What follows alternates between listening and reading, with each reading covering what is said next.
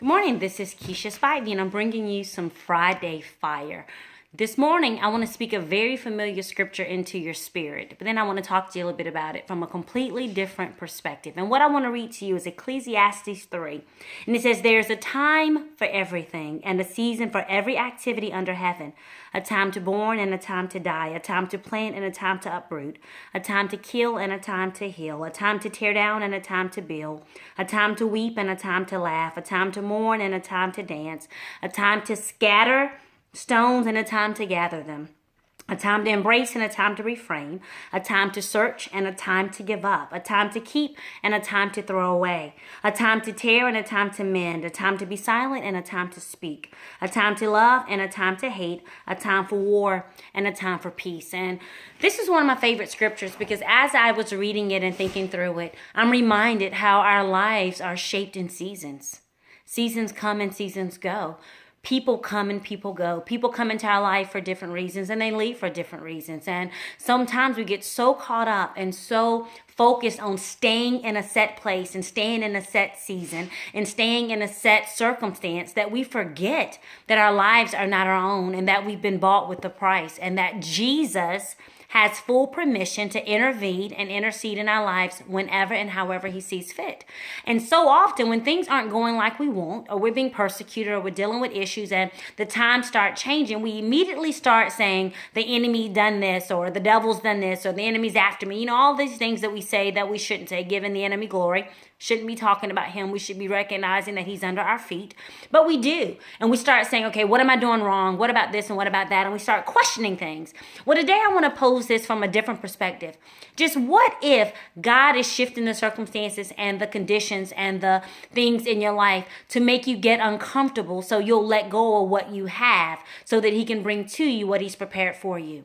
What if he's made your circumstances a little bit uncomfortable to simply light a fire under you, to remind you of the things that he's promised you and the things that he's told you to do? What if he's lighting a fire under you to ignite the flames in your heart, in your soul, toward the things that his heart burns for? What if he's lighting a fire under you? What if he's even using the tactics of the enemy to tear down and to demolish some things that he needs to be broken down so that he can bring you up to what he's promised you and what he's called you to? So I just want to challenge you. Seasons come and seasons go. And for some of you, you've been in seasons of doing a whole lot of sowing. And maybe now God is bringing you to a season of reaping. Or maybe you've been reaping and you need to transition into more sowing. I want to challenge you. Get still with God and talk to him about the time that it is in your life. What is he calling you to do right now with the time that's before you? Kind of be like Moses. What is God asking you to do with what's in your hand? Get still again. What's in your hand? What are you supposed to be doing in this season? How crazy would it look to be walking around right now and it's 50 degrees outside with a bathing suit on and flip-flops? It's not time for that. Shorts and a tank top. It's not time for that. No different than it looked like in June and July walking around with a winter coat.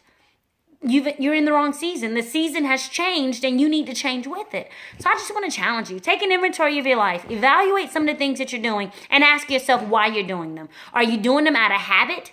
Or are you doing them because you're being effective? Evaluate your choices. Evaluate your decisions and check those things by the time span and the scale that's in your life. To everything, there's a time. A time to laugh, a time to dance, a time to cry, a time to mourn, a time to plan, a time to reap. Don't get mad because the season shifted. Don't get mad because different winds are blowing in your life. Just sit back and embrace the change and know that God has equipped you and he's qualified you and that you are prepared and equipped in him for whatever this season may bring. Remember, it's not about you. It's all about Jesus. And there's absolutely nothing in your life that slipped in. Everything's either been God ordained or God allowed. Not for you, but for him. So get a perspective this morning. Get a God view. Take your eyes off of yourself. Take an inventory of the season that you're in. And then ask yourself, is some of this discomfort that you're feeling, is God shaking the foundations and shifting things to remind you of a promise that he made to you that just possibly he's bringing to you? Maybe he's shifting it to waking up some dreams that are in your belly. Maybe he's shifting you because you've gotten complacent. Maybe he's shifting you because you're getting a little bit lukewarm. Maybe he's shaking you because you started talking out of both sides of your mouth. Don't get mad at the shaking. Just stop and get up, crawl up in your daddy's lap. and let him tell you why. Let him tell you why.